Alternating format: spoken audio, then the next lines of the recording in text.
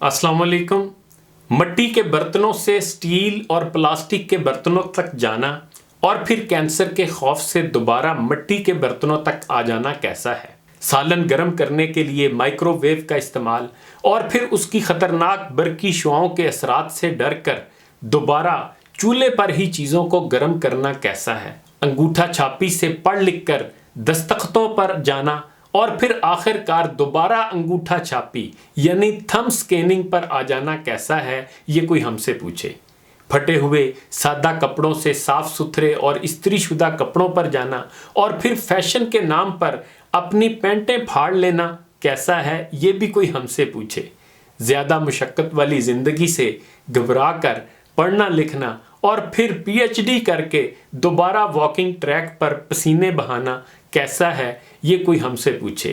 कुदरती ग़िज़ाओं से प्रोसेस शुदा खानों कैंड फूड पर जाना और फिर बीमारियों से बचने के लिए दोबारा ऑर्गेनिक फूड यानी कुदरती खानों पर आ जाना कैसा है, ये हम जानते हैं। पुरानी और सादा चीज़ें इस्तेमाल करके नापायदार और ब्रांड्स आइटम पर जाना और आखिरकार जी भर जाने पर फिर एंटीक्स यानी तारीखी नवादरात पर इतराना कैसा है।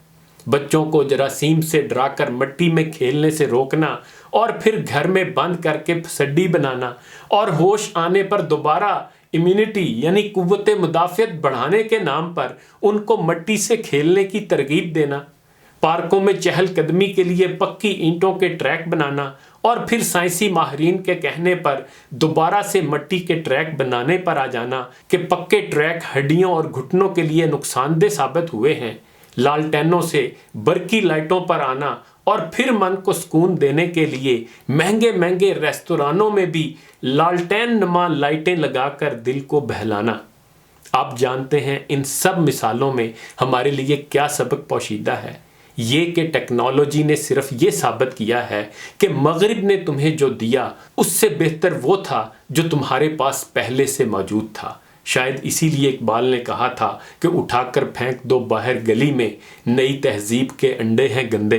हकीकत यह है कि इस साइंसी दौर में कुदरती हुस्न और फितरत से दूर होने की वजह से हमने अपनी ज़िंदगी, अपनी सेहत और अपने सुकून को बर्बाद करके रख दिया है। जब सादा तर्ज़ ज़िंदगी थी तो ज़िंदगी आसान थी और खुशियों से भरपूर भी। अब तो ब्रांड के कपड़े पहनकर, कीमती गाड़ी में जाकर, महंगे होटल में बैठकर कई सौ रुपए की चाय पीकर भी सुकून नसीब नहीं होता।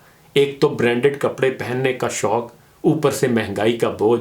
मल्टीनेशनल कंपनियों ने हमारी खुराक का बेड़ा गर्क कर दिया है। चीनी जो सरासर मुज़रे सेहत है अब हमें हर दूसरी खाने वाली चीज़ में मिलती है। खालिस दूध कहाँ से लाएं? मल्टीनेशनल कंपनियों ने वैसे ही गवालों के खिलाफ मुहिम चला चला कर लोगों को उनसे बदजन भी कर दिया है और उनका काम भी बंद करा दिया है और पूरी कौम को डब्बे के दूध पर लगा दिया गया है। गाय भैंसों को शहरों से क्यों निकाला गया?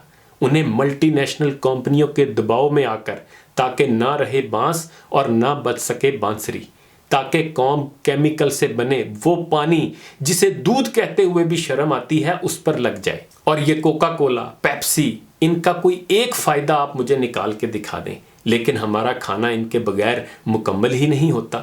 ये मैकडोनल्ड, केएफसी के बर्गर, ये बेकरी आइटम्स, ये मिठाइयाँ, ये चॉकलेट्स, ये नहीं थे तो सेहत अच्छी थी। दुनिया की सारी कंपनियां मिलकर कोई एक आम, कोई अमरूद, कोई माल्टा, कोई खजूर बना सकती हैं? नहीं बना सकती ना। लेकिन हम हैं कि कुफराने नेमत पर तुले हुए हैं। अच्छी चीज़ों को छोड़कर फैशन के नाम पर या मीडिया पर उनके इश्तिहारात के असर से अच्छी और खालिस चीज़ों को छोड़कर घटिया चीज़ों को खाने पर लगे हुए हैं। एक बात का रोना हो तो रोकर सब्र आए, हर बात पे रोने को कहाँ से जिगर आए। इन्हीं गुजारिशात के साथ इजाज़त चाहूँगा। अपना ख्याल रखिएगा। अल्लाह हाफिज़।